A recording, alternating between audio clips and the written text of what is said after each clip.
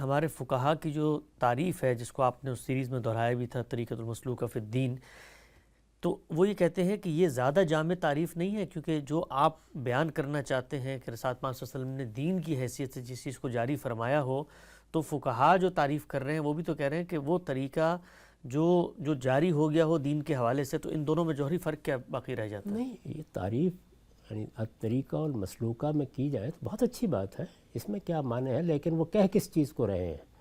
وہ تو اس چیز کو کہہ رہے ہیں کہ رسالت مآب صلی اللہ علیہ وسلم نے جو دین ہمیں دیا ہے ان میں کچھ چیزیں فرض ہیں، کچھ چیزیں واجب ہیں، اور کچھ چیزیں وہ ہیں کہ جو آپ نے فرض اور واجب کے درجے میں نہ کی ہیں نہ کرنے کے لیے کہا ہے، لیکن وہ آپ کا عام طریقہ رہا ہے، تو اس کو وہ سنت سے تعبیر کر لیتے ہیں۔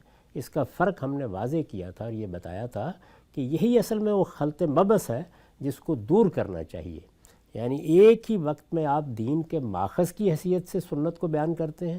اس سے پیچھے ایک نشست میں نے بتایا تھا کہ آپ سے پوچھا جاتا ہے کہ یہ نماز کہاں سے ملی ہے، تو آپ کہتے ہیں یہ سنت سے ملی ہے۔ ظاہر ہے وہ ساری نماز سنت سے ملی ہے، میں بھی یہی کہتا ہوں۔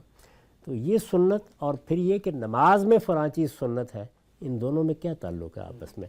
تو یہاں آپ ایک ہی لفظ کو بول رہے ہیں دو الگ الگ معنی کے لیے۔ میں نے بتایا کہ نہیں، اس دوسرے معنی کے لیے اسوہ حسنہ کا لفظ زیادہ موزوں ہے، ورنہ اس سے اختلاط پیدا ہوتا ہے اور مخاطب بھی پھر اسی طرح کی باتیں کرتا ہے جن کے نہ آگے کوئی چیز ہوتی ہے نہ پیچھے کوئی چیز ہوتی ہے۔ نقطہ بالکل واضح ہے، آگے بڑھاتے ہیں۔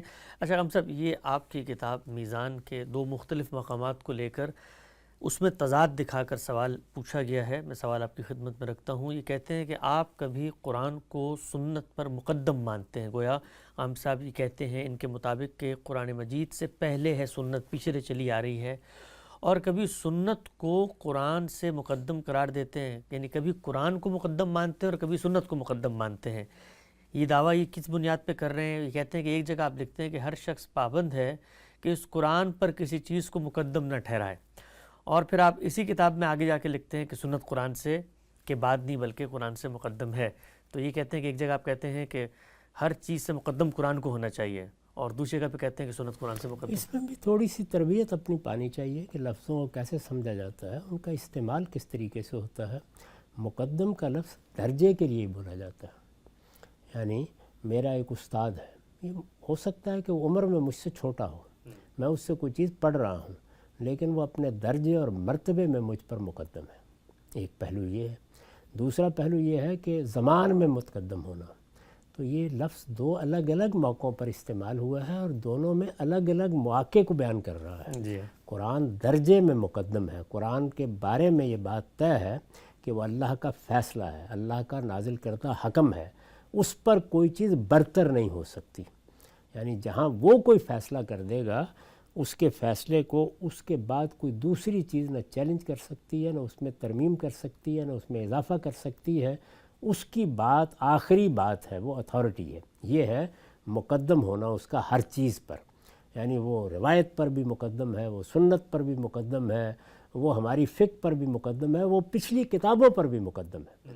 لیکن ایک ہے پہلے اور بعد ہونا، یعنی کون سی چیز پہلے آئی ہے، تو اس صورت میں تورات مقدم ہے اور قرآن مؤخر ہے، وہ پہلے آئی ہے، قرآن بعد میں آیا ہے۔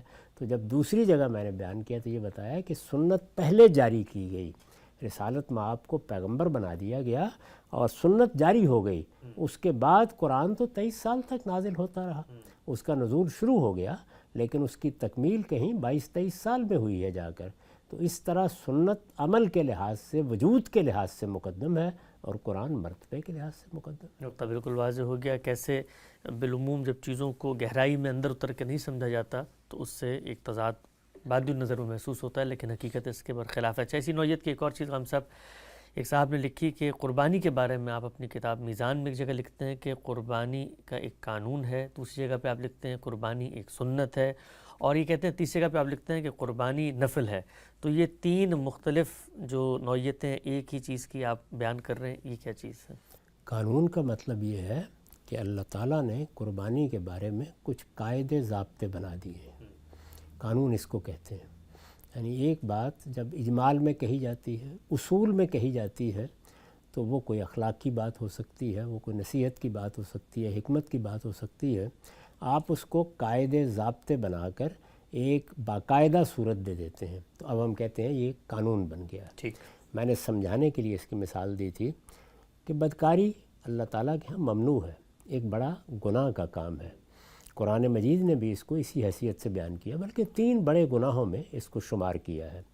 اس حیثیت سے یہ قانون نہیں ہے، یہ اس حیثیت سے اللہ تعالیٰ کی نازل کردہ حکمت ہے۔ خود قرآن نے اس کے بارے میں یہی فرمایا، چنانچہ سورہ بنی اسرائیل میں اس کو حکمت کا نام دیا ہے۔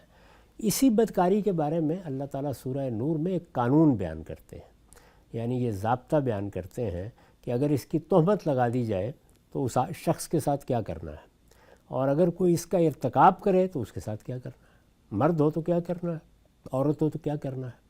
تو یہاں اب باقاعدہ ایک ضابطہ بیان کیا جا رہا ہے۔ ہم روز بیان کرتے ہیں کہ لوگوں کو ٹریفک کے قوانین کی پابندی کرنی چاہیے، ہم کہتے ہیں لوگوں کی جان مال آبرو کا خیال رکھنا چاہیے، کسی کو نقصان نہیں پہنچانا چاہیے، یہ حکمت کی باتیں ہیں۔ لیکن اس کے بعد جب آپ یہ بیان کرتے ہیں کہ ٹریفک کے فلاں قاعدے کی خلاف ورزی کے نتیجے میں 200 روپے جرمانہ ہوگا، تو یہ قانون بن یا آپ یہ کہتے ہیں کہ اب ہمارے ہاں ٹریفک بائیں ہاتھ چلے گی یا دائیں ہاتھ چلے گی، تو اب یہ قانون ہو گیا۔ تو قانون کی تعبیر اللہ تعالیٰ نے وہاں اختیار کیا، اور اس کے لیے جو عربی زبان میں لفظ اختیار کیا وہ کتاب ہے۔ عربی زبان میں کتاب کا لفظ صرف اس کتاب کے لیے استعمال نہیں ہوتا جو ہم پڑھتے پڑھاتے ہیں، بلکہ کتب علیکم الصیام، کسی چیز کو لوگوں پر لازم کرنے کے لیے آتا ہے، اس سے در حقیقت لفظ کتاب قانون کے معنی میں استعمال ہوا۔ یہ تو ایک پہلو ہوا۔ جو ہمیں دین میں قانون دیا گیا ہے، شریعت دی گئی ہے، شریعت بھی قانونی کے معنی میں ہے۔ جو دین ہمیں قانون سکھاتا ہے یا جس کا پابند کرتا ہے، اس میں ہر جگہ 2 چیزیں ہیں، یعنی کچھ چیزیں فرض کر دی گئی ہیں، کچھ چیزیں نفل کے درجے میں رکھی گئی ہیں۔ یہ دیکھیے آپ نماز پڑھتے ہیں تو آپ کہتے ہیں نا کہ ہم نے 4 فرض پڑھ لی، اس کے بعد وہی نماز ہے، اس کو آپ کہتے ہیں یہاں بطور نفل پڑھ رہے ہیں۔ تو یہ قانون کا حصہ ہے، لیکن وہ فرض تھا، یہ نفل۔ نوعیت کیا ہے؟ اسی طریقے سے جو چیزیں روکی گئی ہیں، جن سے منع کیا گیا ہے، ان کے بھی 2 ہی درجے ہیں۔ ہم کہتے ہیں یہ چیز حرام ہے، گویا اس سے آخری درجے میں روک دیا گیا ہے، اور پھر یہ کہتے ہیں یہ چیز مکروہ ہے۔ مکروہ کا کیا مطلب ہے؟ ناپسندیدہ ہے۔ تو دین میں چیزیں یا پسندیدہ ہوتی ہیں اور یا لازم ہوتی ہیں، اسی طرح یا ممنوع ہوتی ہیں، حرام ہوتی ہیں، اور یا ناپسندیدہ ہوتی ہیں۔ تو یہ ہر جگہ قانون میں 2 درجے رکھے گئے ہیں، وہ ہمارے قانون میں موجود ہیں اور شریعت میں ہونے چاہیے، اس لیے کہ یہ اللہ اور بندے کے ساتھ تعلق کا بیان ہے۔